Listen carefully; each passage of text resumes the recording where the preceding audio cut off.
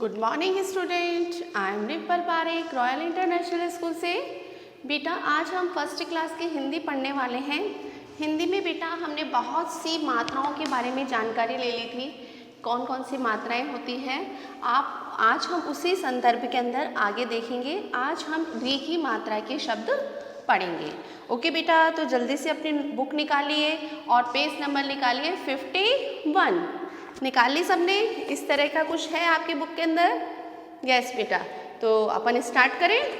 चलिए, तो री की जो मात्रा होती है, री यानी कि री से ऋषि, तो उस री की मात्रा के बारे में आज हम जानकारी लेंगे। ओके बेटा, तो देखो मैं यहाँ पे कुछ चित्र बने हुए हैं और साथ में नीचे उनके नाम भी लिखे हुए हैं। मैं पढ़ रही हूँ, आप लोग ढंग से समझिएगा। ओके, पहला जो चित्र बना हुआ है वह किसका बना हुआ है? ऋषि का। ऋषि जानते हो ना कौन होते हैं? जो कि सब तपस्या वगैरह करते हैं ना, जो जंगल में रहा करते हैं, कुटिया बना के जो अपना निवास स्थान बनाते हैं, है ना। तो उसे क्या कहा जाता है? ऋषि। दूसरी जो जो चित्र बना हुआ है वो काय का है?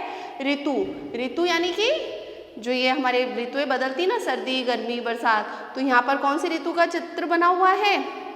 वर्षा ऋतु का बना हुआ ना। छत्ता लेके जा रहा है ना बच्चा एक छोटा सा। ओके, तीसरा फिर बना हुआ है अपने मृग। मृग यानी कि हिरन भी बोलते हैं उसको, ठीक है। उसके बाद में वृक्ष। वृक्ष यानी कि पेड़। फिर है अपने कृषक। कृषक यानी कि किसान। किसान का बना हुआ है।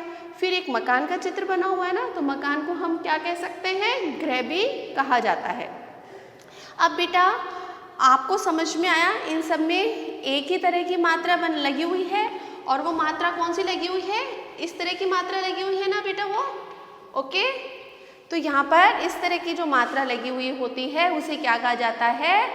री से ऋषि वाली मात्रा। अब देखो कुछ शब्द नीचे दे रखे हैं, मैं बोल रही हूँ, मेरे साथ साथ आप भी उच्चारण करो। नृप, कृपा, मात्र, दुर्ग, वृषभ, अमृत, प्रगति, कृपण, धृत, कृषि, कृष्ण, पृथ्वी, है ना। इस तरह के बने हुए हैं ना। तो इन सब के अंदर भी यही मात्रा लगी हुई है बेटा, अपने यही मात्रा है, एक ही मात्रा के शब्द बने हुए हैं। आगे देखिए बेटा, इसको पढ़ो। री से ऋषि को करे प्रणाम, वृक्ष के नीचे करे विश्राम। अब इसमें क्या बोल रहा है? री से ऋषि को करे प्रणाम। ऋषि को हमें क्या करना चाहिए? प्रणाम करना चाहिए ना, उनके चरण स्पर्श करने चाहिए, उनके हाथ जोड़कर उनका नमन करना चाहिए, क्योंकि वह हमारे लिए पूजनीय है, हमारे लिए वंदनीय है। वृक्ष के नीचे करे विश्राम, कि वृक्ष जो है, जो उसके नीचे वो क्या करते हैं? विश्राम किया करते हैं। कौन बेटा? ऋषि। अब देखो, अब नीचे कुछ शब्द दे रखे हैं आपको, तो आपको उसको क्या करना है? आपको उन शब्दों को लिखना है। इसी के ऊपर आपको पेंसिल से अंडरलाइन करनी है, जिससे आपको समझ में आ जाएगा कि री की मात्रा के जो शब्द है वो किस तरह के होते हैं। ओके बेटा, जल्दी से पेज पलटो। आप छोटा सा है, इसको आज कंप्लीट कर लेते हैं अपन, है ना। फिर मैं क्वेश्चन आंसर नेक्स्ट वीडियो में करवा दूंगी, आज इसको कंप्लीट कर लेते हैं। अब बेटा एक छोटी सी एक कहानी नुमा कुछ आपको दे रखी है पीछे, तो उसको पढ़ लेते हैं अपन, ठीक है। ऋषि और ऋतु। ऋतु यानी कि बताया ना मैंने, ऋतु किसे कहते हैं?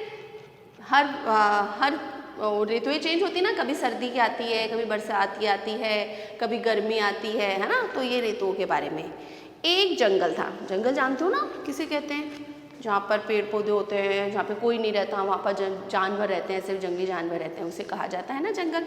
तो एक बड़ा सा बहुत सुनसान सा क्या था? जंगल था। उसमें एक कुटिया थी। कुटिया जानते हो किसे कहते हैं?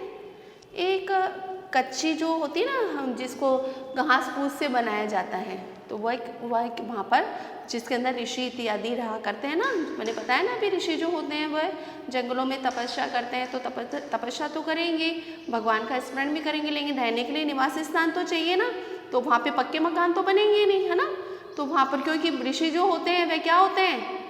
सन्यासी की जैसे होते हैं, इधर से उधर भटकते रहते हैं। आज यहाँ पर है, कभी दूसरी जगह चल जाते हैं। तो वह क्या करते हैं? घास फूस की झोपड़ी बनाकर उसमें रहते हैं। तो घास फूस की जो झोपड़ी बनती है ना, उसे क्या कहा जाता है? कुटिया।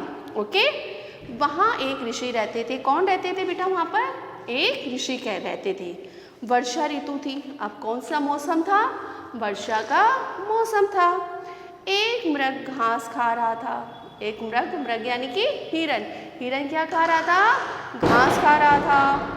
वृक्ष के नीचे ऋषि तप कर रहे थे। अब जो ऋषि थे ना वो क्या कर रहे थे? पेड़ था ना, उस पेड़ के नीचे क्या कर रहे थे? तप कर रहे थे, यानी कि भगवान के आंख बंद करके और उनकी आराधना कर रहे थे। मृग को हरी घास चरते देखकर अन्य मृग भी वहाँ आ गए। अब क्या हुआ? जब वो हिरन घास चल रहा था ना तो उसको देखकर जो उसके और भी जो मित्र थे ना और बहुत सारे जो हिरन थे ना वे भी क्या हो गए? वहाँ पर आ गए। तभी एक वृद्ध कृषक वहाँ आया। तभी क्या हुआ? जब वो मृग घास चल रहे थे ना तब क्या हुआ? वहाँ पर एक बूढ़ा, वृद्ध यानी कि बूढ़ा, कृषक यानी कि किसान, वो वहाँ पर आ गया। आदर से सिर झुकाकर बैठ गया और उसने क्या किया? ऋषि जो तपस्या कर रहे थे ना उन ऋषि के आगे हाथ जोड़े और हाथ जोड़कर उनके आगे क्या हो गया? बैठ गया। तभी वर्षा होने लगी। तभी एकदम से क्या होने लगी? बारिश होने लगी, क्योंकि वर्षा का मौसम था ना बेटा। वे सब मिलकर वर्षा ऋतु का आनंद लेने लगे और सभी क्या होने लगे? वर्षा ऋतु का आनंद लेने लगे। यानी कि जो बारिश हो रही थी, बारिश का आप लोग भी मज़ा लेते हो ना? लेते हो नहीं लेते हो? खुश होते हो ना? वर्षा ऋतु आती है तो आप बहुत खुश होते हो, आप छत पे चल जाते हो, आप नहाते हो, मस्ती करते हो, है ना? तो ऐसा ही वहाँ पर अचानक क्या होने लगी? बारिश होने लगी, वर्षा होने लगी और सभी उस वर्षा ऋतु का क्या लेने लगे? आनंद लेने लगे।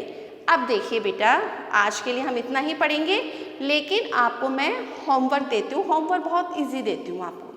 होमवर्क में बेटा एक तो आपको मैंने दिया ना स्टार्टिंग के अंदर, ये वाले लिखो वर्ड, है ना? ये इसके अंदर आपको अंडरलाइन करनी है। और दूसरा बेटा आपको क्या करना है? ये जो लेसन है ना, इस लेसन के अंदर रेड कलर की जो चित्र वो बने हुए हैं ना, पूरा तो काई से लिखा हुआ है, ये आपके ब्लैक से लिखा हुआ है ना, लेकिन बीच के अंदर जो रेड अक्षर बने हुए हैं ना, वो सारे अक्षर कौन सी मात्रा के हैं? हमारे री की मात्रा के। ओके, री से ऋषि वाली जो मात्रा है ना उसके बने हुए हैं। तो आपको क्या करना है? ये जो शब्द है जिन पे रेड कलर के बने हुए हैं, जो रेड कलर के बने हुए हैं, इन सबको आपको आपकी नोटबुक में लिखना है और ऊपर लिखना है री की मात्रा के शब्द। ओके बेटा, आज के लिए आपके लिए इतना ही बहुत है। कल मैं आपको इस लेसन के क्वेश्चन आंसर करवाऊंगी और अच्छी तरह से आपको समझा भी दूंगी क्वेश्चन के आंसर भी, और मैं वर्कशीट भी आपको भेज दूंगी जिससे आपको कोई प्रॉब्लम ना आए। ओके बेटा, आज के लिए इतना ही। Good day, goodbye, take care.